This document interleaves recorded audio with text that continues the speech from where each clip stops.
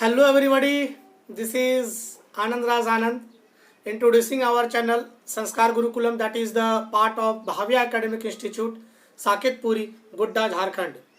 साथियों, हमने पिछले वीडियोस में जो मूल प्रवृत्ति और सहज प्रक्रियाओं के अंतर्गत विस्तृत चर्चा की है।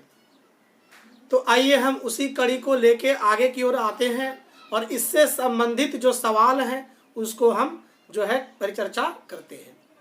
वैसे पिछले टॉपिक में हमने जो मूल प्रवृत्तियां हैं उसके जो परिभाषा हैं, उसके अर्थ है और उसका उद्देश्य, उन चीज़ों को देखा हमने। साथ ही साथ जो सहज प्रक्रियाओं की जो मूलभूत जो आधार था उस चीज़ों को हमने देखा। और आज पुनः फिर इस वीडियो में आपको हम उसी के आधार को लेके आगे की विषय वस्तु को लेके आए हुए हैं।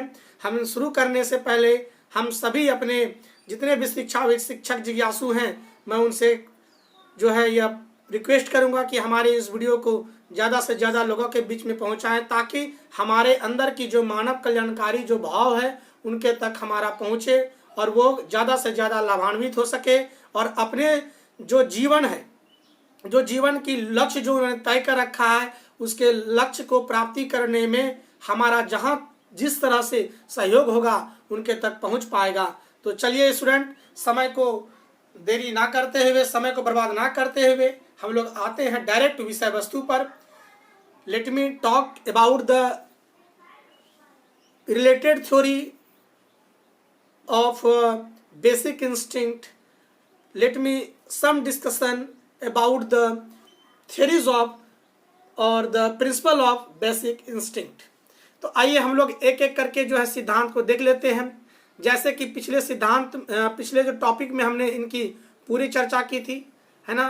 तो आज हम आपको उसी चैप्टर के माध्यम से आगे की जो विषय वस्तु है, जो सिद्धांत है, हम उनको रखेंगे। यह सिद्धांत जो भी है यह मूल प्रवृत्ति के परिवर्तन का सिद्धांत है। मतलब ये कहने का मतलब है कि मूल प्रवृत्ति के परिवर्तन के सिद्धांत हैं। अगर किसी बालकों में मूल प्रवृत्ति अगर नकारात्मक हो, है ना, उनका जो मूल प्रवृत्ति हो सुनियोजित नहीं हो, तो हमारे नैतिकता के वह खिलाफ होती है। तो हम उन जितने भी मूल प्रवृत्ति हैं, जितने भी बेसिक इंस्टिंक्ट हैं, we should have to change और we should have to transform in other way. So let me discuss about the principles of the first theory, that is the principles of pleasure and pain। ये पहला सिद्धांत है हमारा सुख व दुख का सिद्धांत। इस सिद्धांत के अनुसार हमारे जो मैकडूगल साहब हैं, है ना, वो कहते हैं कि अगर मूल प्रवृत्ति में अगर परिवर्तन करना होगा तो हम उनके साथ सुख व दुख के सिद्धांत का उपयोग करेंगे। सुख व दुख के सिद्धांत का तात्पर्य यहाँ पे ये होता है, वैसे कार्यनिधि, वैसी व्यवस्था जो कि वैसी मूल प्रवृत्ति जो कि सुनियोजित नहीं हो, नैतिकता का आधार को लेके नहीं चलता हो, तो हम उसे परिवर्तित कर सकते हैं। और परिवर्तित करने के लिए हम सुख व दुख का सिद्धांत का उपयोग करेंगे। ऐसे एक छोटा सा उदाहरण के तौर पे ले लें कि जिस प्रकार से एक छोटे से बालक को माँ का दुग्धापान करने से जिस प्रकार की उसको अनुभूति प्राप्त होती है, आनंद मिलता है, तो वह ज्यों-ज्यों बच्चा बड़ा होते जाता है तो 5 से 6 साल के बाद फिर भी अगर वो माँ का दुग्धापान करता है तो माँ चाहती है कि वो अब बालक खाने पीने वाला हो गया है, अब वह अन्न ग्रहण कर सकता है। तो इस चीज का आदत उनके साथ खराब हो गया है, क्योंकि वो दुग्धापान अभी भी उम्र के साथ बढ़ोतरी के साथ में कर रहा है। तो उन्होंने, उनकी माता क्या करती है ना कि दुग्धापान को रोकने के लिए अपने जहाँ से दुग्धमय अमृत जो बहती है माँ के जो वाक् से, है ना, तो वहाँ पे वो क्या करती हैं, या तो फिर कोई चीज़ का जैसे कि कड़वा चीज़ का लेपन कर लेती हैं, चाहे वैसा चीज़ को यूज़ कर लेती है, ताकि बच्चे को वहाँ से क्या हो जाए, दुख की प्राप्ति हो जाए। और दुख की अगर प्राप्ति होगी तो वह खुद ब खुद उस चीज़ को छोड़ देगा, दुग्धापान करने छोड़ देगा। जैसे कि माँ के वक्ष से जो दुग्ध का अमृत जो वहाँ से निकलता है, स्राव होता है, वहाँ से वो बड़ा बालक जो ग्रहण करता है तो माँ क्या करती है ना कि उस वाक्ष में जो है वो क्या करती है, जो कड़वा सा चीज लपेट लेती है, ताकि जो है बच्चे वहां से दूधापान करने में उनको कड़वा जो है प्रस्तुत हो, कड़वा उनको लगे, तो इसके आधार पे वो धीरे धीरे आदत को छोड़ सकेगा। यही हमारा सुख व दुख का सिद्धांत है। अगर सुख की बात भी करें साथियों, जैसे कि बच्चों की मूल प्रवृत्ति खराब हो गई है, हम उसको वहां से ऐसा सुख देंगे जिससे कि वो उस सुख को चीज को छोड़ के वो ज्यादा पे ज्यादा व्यवस्थित हो जाएंगे। जैसे इसी दूधापान वाली उदाहरण लेते हैं, जब छोटे बालक का आदत मतलब बहुत ज्यादा वो दूधापान करता है, बच्चा जब बड़ा बड़ा हो जाता है तो उनकी माएँ चाहती है कि उनको हम रोकें। उसको रोकने के लिए वो ये भी करती हैं कि नहीं, उनको जो है उस चीज से जो अनुभूति उनको मिलती थी तो उनसे वह अलगाव हटा लिया और उनको एक अच्छा प्रवृत्ति के तरफ जो है मोड़ने की कोशिश की उन्होंने। ये हमारा सुख व दुख का सिद्धांत को जो है प्रदर्शित करता है। ओके स्टूडेंट, ये है हमारा सुख व दुख का सिद्धांत। आई होप कि आपको जो है उदाहरण के तौर पे आपको अच्छे से समझ में आ रहा होगा। ओके साथियों, तो आइए हम लोग जो नेक्स्ट जो उदाहरण जो हमारा थियरी है, द प्रिंसिपल ऑफ डिसयूज, है ना, प्रयोग ना करने का सिद्धांत। तो according to the principle of disuse, whenever we are not in the position to use that basic instinct, then their basic instinct will be demolish. कहने का मतलब यह है कि प्रयोग न करने का सिद्धांत का मुख्य तात्पर्य यह है कि अगर हम उन मूल प्रवृत्ति का उपयोग करने ना देंगे, उपयोग करने नहीं देंगे जो अनुचित है, तो हम क्या, अगर वो नहीं होगा तो क्या होगा, वो मूल रूप से समाप्त हो जाएगा। जैसे मूल प्रवृत्ति बच्चों में मान लिया जाए कि कोई मूल प्रवृत्ति है और वह मूल प्रवृत्ति क्या है, तो जो सामाजिक परिप्रेक्ष्य है उनके वह अनुकूल नहीं है और वह उनके सुनियोजित नहीं है, तो हम उस परिवर्तन पे ना उस मूल प्रवृत्ति में परिवर्तन करेंगे।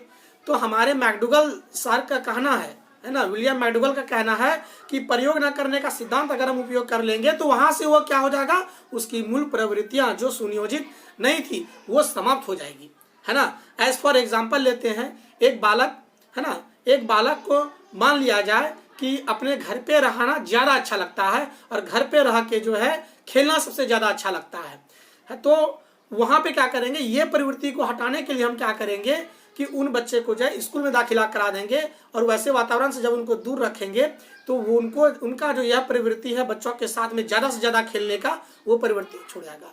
वैसे बच्चों के साथ खेलना अनिवार्य है, वहां से वो जो है सामाजिकरण को जो है वो सीख पाता अच्छे से, वो अच्छी चीज है। बट बच्चे, बुरे बच्चों के साथ अगर उनका गलत ये जो है संगत हो गया तो उनसे दूर करने के लिए हम क्या करेंगे, उनको वो चीज प्रयोग करने में नहीं देंगे।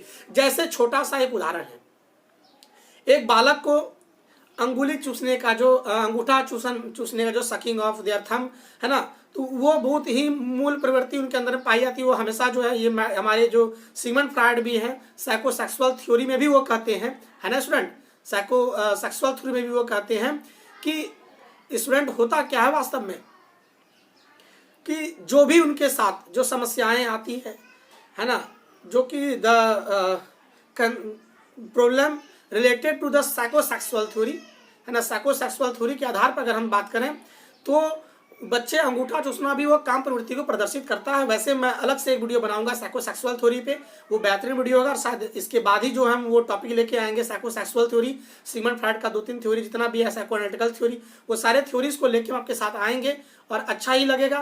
तो आइए हम लोग प्रयोग ना करने के सिद्धांत को फिर से समझते हैं। प्रयोग ना करने का सिद्धांत का तात्पर्य जो बच्चे में अंगूठा चूसने का जो प्रवृत्ति है, हम क्या करेंगे कि उसको ऐसा कुछ कार्य निधि दे देंगे वहां पे जिससे कि अंगूठा को वो ना चूसे। तो वो जब प्रयोग ना करने लगेगा तो वो अंगूठा चूसने की प्रवृत्ति उनका हट जाएगा। जैसे जैसे वो बड़ा होगा उनका प्रयोग करने का जो प्रवृत्ति था अंगूठा चूसने का वो हट जाएगा। ये हमारा प्रयोग ना करने का सिद्धांत है। आइए स्टूडेंट, हम लोग देखते हैं जो नेक्स्ट सिद्धांत है वो है दमन का सिद्धांत। दमन का सिद्धांत प्रिंसिपल ऑफ सप्रेशन, है ना, प्रिंसिपल ऑफ सप्रेशन। तो according to the principle of suppression, हमारे मैकडूगल साहब वो कहते हैं कि जो सप्रेशन होती है, जो दमन होती है, ये दमन का मुख्य तात्पर्य हमारा ये कहने का है, एक बार थोड़ा सा या देखेंगे दमन का सिद्धांत। तो दमन का वास्तविक तथ्य यह है कि कि मूल प्रवृत्ति का अनुभव तो करता है, लेकिन उनकी वो क्या करता है, उनको प्रकट होने से रोकना ही दमन कहलाता है। हम जो है प्रिंसिपल ऑफ सप्रेशन को अच्छे प्रकार से समझने की कोशिश करेंगे। आइए, तो दमन का मुख्य रूप से क्या होता है कि जो भी प्रवृत्ति, जो भी अनुभव आंतरिक रूप से वो उभरना चाहता है और उस पर अगर हम लोग अंकुश लगा देते हैं, उसको रोक लेते हैं, तो वो हमारा दमन का सिद्धांत कहलाता है।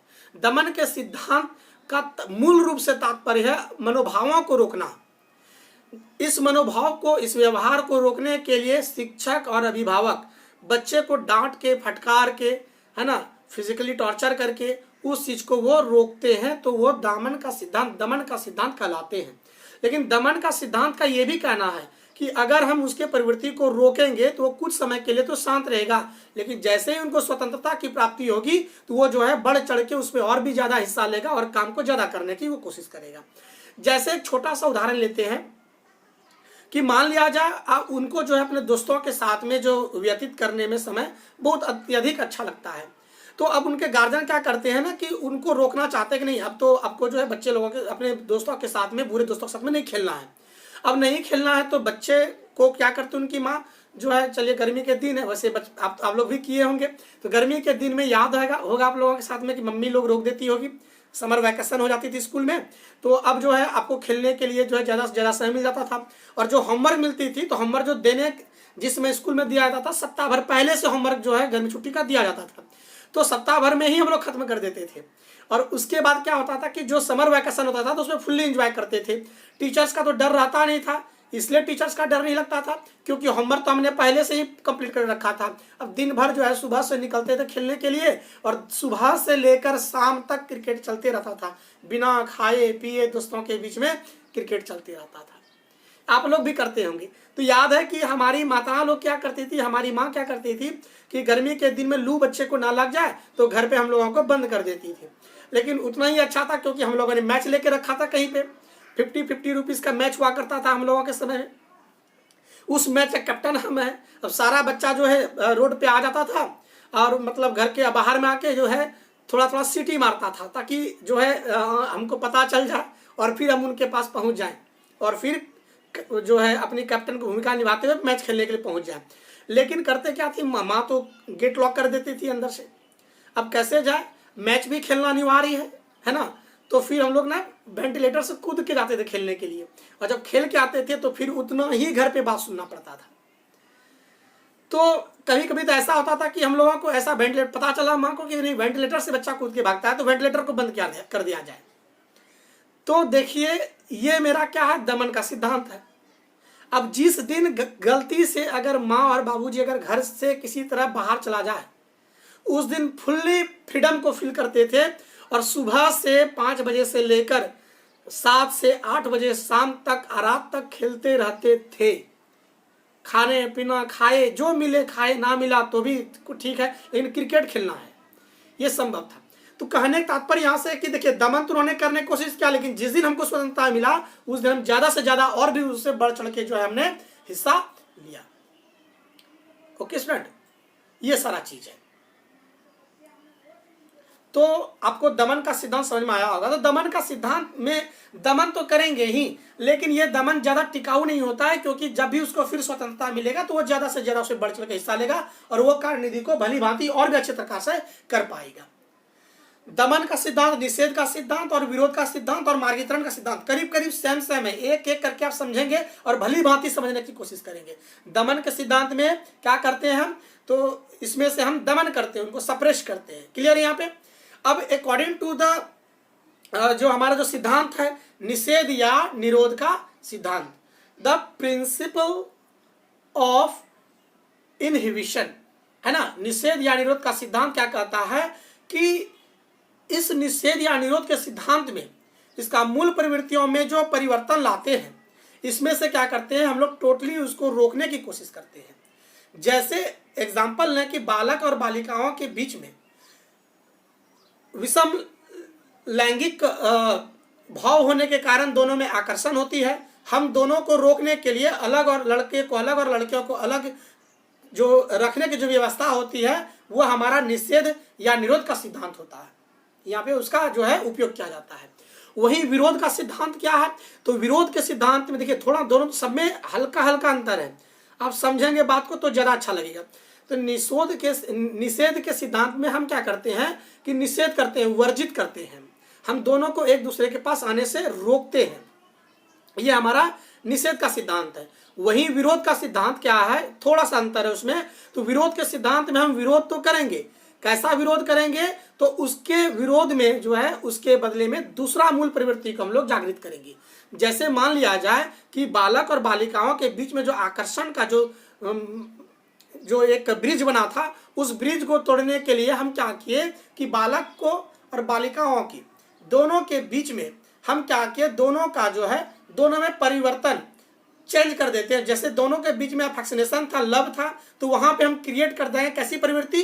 तो मूल प्रवृत्ति जो लव वाली, जो प्रेम की जो आकर्षण का है ना, जो ब्रिज था, उसको तोड़ने के लिए हमने क्या क्या डिटेस्ट, घृणा का जो है वहां पे मूल भाव को लाया, मूल प्रवृत्ति का हम लोग वहां पे क्या किया, उत्पत्ति कर दिए। अब गर्ल्स और बॉयज के बीच में जो है क्या हो गया, दोनों के बीच में सामंजस्य नहीं बनेगा और वो एक दूसरे को जो है अलग अलग तरीके से देखना स्टार्ट कर देगा। ये हमारा विरोध का सिद्धांत कहता है। निषेध और निरोध के सिद्धांत में हमने रोका, दोनों को अलग अलग कर दिया, ताकि इस तरह से किया कि there will be no any connection between them. ये है, दोनों बीच में कोई भी रिलेशन नहीं होना चाहिए, ये निषेध और निरोध कहलाया। वही विरोध क्या कहता है कि दोनों के बीच में जो मूल प्रवृत्ति जो क्या था, जो दोनों के बीच में जो अफेक्शनेशन था, जो लव था, जो लाइक था, जो एडमायरेशन था, उन चीज को हटाने के लिए हमने क्या किया, तो उनके बीच में जो है उस मूल प्रवृत्ति जो अफेक्शनेशन वाली थी, उनके बीच में हम लोग डिटेस्ट ला दिए, घृणा ला दिए, एनेदिमा ला दिए, है ना। और दोनों के बीच में हम दोनों को बता दिए एक कि आप ऑब्जेक्ट हो, वो ऑब्जेक्ट है ना, अधम, नीच, पतित, गिरा हुआ कह के मतलब दूसरों को अलग कर दिए और दूसरे के बीच में विरोधाभास, कंट्राडिक्शन पैदा कर देते हैं, जिसके कारण से दोनों के बीच में जो है सामंजस्य की स्थिति नहीं बन पाती है। यही हमारा विरोध का सिद्धांत कहलाता है। तो विरोध के सिद्धांत में जो उसकी मूल प्रवृत्ति थी, उसको परिवर्तन करने के लिए हमने क्या किया, तो हमने परिवर्तन करने के लिए उसके जगह पे दूसरा प्रवृत्ति का जो है हम लोग वहां पे लोप करा दिए। अब इसके वजह से क्या हुआ कि पहली प्रवृत्ति समाप्त हो गई और दूसरी प्रवृत्ति के कारण से दूसरे से दोनों अलग हो गए। ये मेरा एग्जांपल है, ठीक है स्टूडेंट। तो ये हमारा विरोध का सिद्धांत था। यही कहीं पे आपको जो दूसरा सिद्धांत है वो मार्गंतरीकरण का सिद्धांत है। तीनों एक ही जैसा लगता है, लेकिन तीनों में काफी अंतर है, आप समझने की कोशिश करेंगे। तो मार्गंतरीकरण सिद्धांत में क्या कहता है कि जो मूल प्रवृत्ति जो उनका है दोनों के बीच में, जैसे गर्ल्स और बॉयज के दोनों के बीच में जो फैसिनेशन था, हम दोनों को क्या करेंगे, डाइवर्ट करेंगे और डाइवर्ट करके मार्ग बदल देंगे और उस मार्ग का कहाँ पे यूज कर लेंगे, तो उसका मार्ग का जो सदुपयोग होगा वो हम दूसरे कार्यों में, निर्माण कार्य में लगा देंगे। जो दोनों के बीच में हमारे सिगमंड फ्रॉइड महोदय कहते हैं साइकोसेक्सुअल थ्योरी में कि बालक और बालिकाओं के बीच में जो ऊर्जा होता है, उस ऊर्जा के क्षय के लिए वो लोग काम वासना से लिप्त हो जाते हैं। इस हेतु से दोनों के बीच में आकर्षण होती है। तो मार्गंतरीकरण सिद्धांत में क्या कहता है कि दोनों के बीच में जो आकर्षण है, उन दोनों को खत्म करने के लिए हम क्या करेंगे, तो हम उसके ऊर्जा को सदुपयोग में लगा देंगे, किसी दूसरे कार्य में लगा देंगे। Here only we have to deviate their original path in their next path which is beneficial for them. As from this theory they can be a good artist, good dancer, good singer. वो एक अच्छे singer बन के उभरेंगे, वो अच्छे कलाकार बन के उभरेंगे, वो अच्छे कवि बन के उभरेंगे, वो अच्छे शायर बन के उभरेंगे, वो अच्छे ज्ञाता बन के उभरेंगे। तो हम वहाँ पे मार्गंतरीकरण करते हैं। जो बच्चे थी, बच्चियां थी, दोनों के बीच में मार्ग को हम प्रशस्त कर देते हैं, अलग अलग कर देते हैं और दोनों के मार्ग में जो है जो लव लाइक एडमायर जो था, है ना, उसको अप्रूव करते हुए हम लोग क्या किए, दोनों के बीच में डिटेस्ट लाए और साथ ही साथ डिटेस्ट का जो मुख्य आधार ये रहा कि हम उसके मार्ग को परिणत कर दिए। उन सारे जो विरोध के सिद्धांत में और निषेध के सिद्धांत में हम लोगों ने मार्ग का परिवर्तन नहीं किया, यहाँ पे मार्ग का परिवर्तन किए हैं और मार्ग का जो परिवर्तन करते हैं तो वो परिवर्तित होकर वो एक अच्छा कलाकार बन पाता है, एक अच्छे स्पोर्ट्समैन बन सकता है, एक अच्छा सिंगर बन सकता है, एक अच्छा डांसर बन सकता है, नृत्यकारा बन सकती है, एक अच्छा जो अभिनयकर्ता बन सकती है ना। ये प्रकार सा चीज उसमें होता है। नेक्स्ट आइए सिद्धांत हम लोग देखते हैं, वो है हमारा शोधन का सिद्धांत। According to the principle of sublimation, यहाँ पे सब्लिमेशन के सिद्धांत में हमारे जो विलियम मैकडूगल साहब हैं वो कहते हैं कि उनका जो मूल प्रवृत्ति है उसमें भी हम लोग संशोधित करेंगे, संशोधन करेंगे, और संशोधन करके उस मूल प्रवृत्ति का जो अच्छे कार्यों में निर्लिप्त करा देंगे तो वो जो है आगे चल के बहुत ही अच्छा अपने आप को जो है गठन कर पाएगा, गठित कर पाएगा, और वो एक अच्छा इंसान, एक अच्छा जो है नैतिक वाला, जो नैतिकवादी पर्सन है वो बन के उभरेगा। है ना स्टूडेंट, बात आपको समझ में आ रही होगी।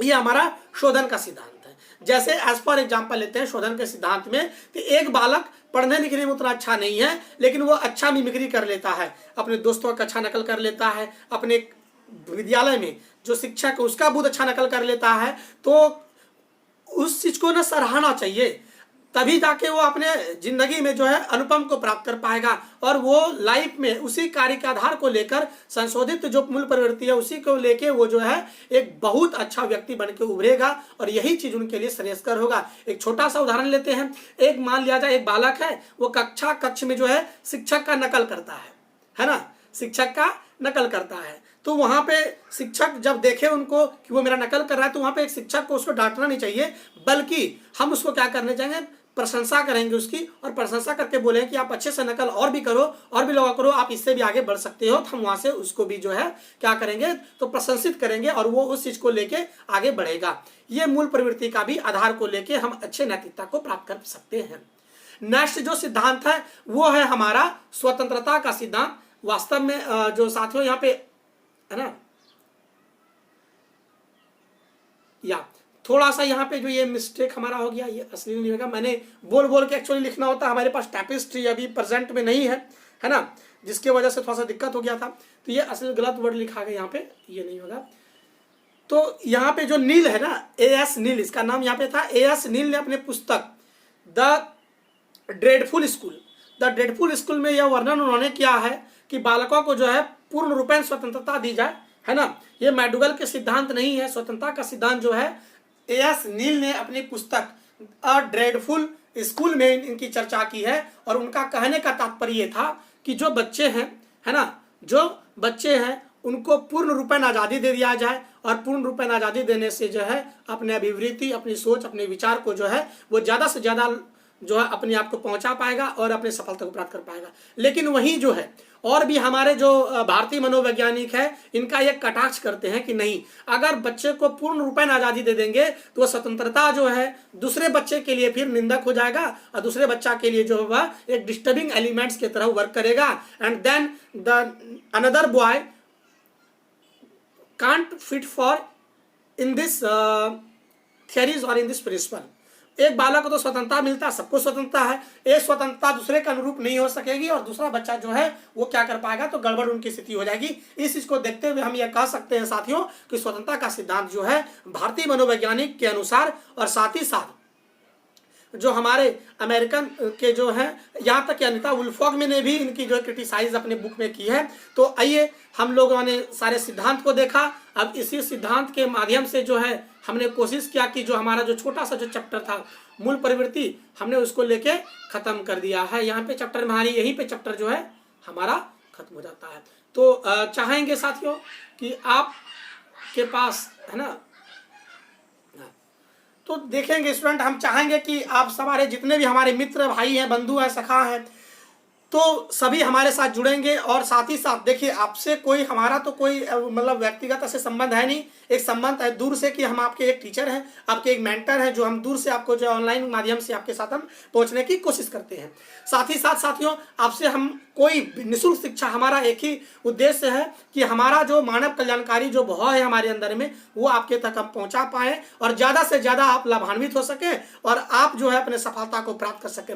यही हमारा ईश्वर से जो है, हमारे गुरु महाराज जी से, और साथ ही साथ हमारे जो परम पिता परमेश्वर हैं, हमारे जो ईश्वर हैं, हमारे गॉड हैं, हमारे अल्लाह हैं, सबसे यही रिक्वेस्ट करेंगे, सभी तो एक ही हैं, और वही रिक्वेस्ट हम उनसे रहेगा कि हमारे जितने भी छात्र हैं, छात्राएं हैं, शिक्षक जितने भी जिज्ञासु पात्र हैं, सबको जो अपने सफलता मिले और वो अपने जीवन को है सबसे ज़्यादा आगे बढ़ाए। हम चाहेंगे साथियों कि आप हमारे जो है संस्कार गुरुकुलम चैनल के जो टेस्ट सीरीज है आप उसे भी ज्वाइन करें, और निःशुल्क आप जो है टेस्ट दे सकते हैं।